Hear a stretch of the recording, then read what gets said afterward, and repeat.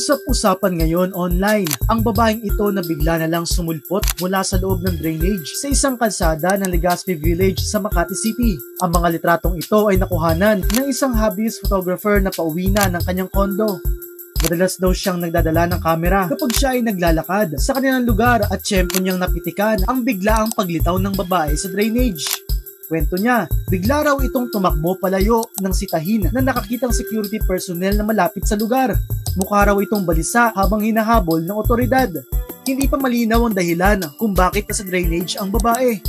May haka-haka ang netizens na baka may mga mole people sa lugar o mga taong walang permanenteng tirahan na nananatili sa mga drainage upang may masilungan.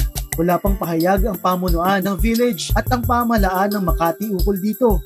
Kung sisilipin, may kalakihan nga ang butas pero makipot ang concrete culvert na dinadaluyan ng tubig sa loob nito para madaanan ng isang tao. Dahil dyan ay nilagyan na ng steel railing ang drainage para hindi na mabalikan ng babae ang butas. Para sa iba pang balita tulad nito, sundan ang social media pages ng News 5.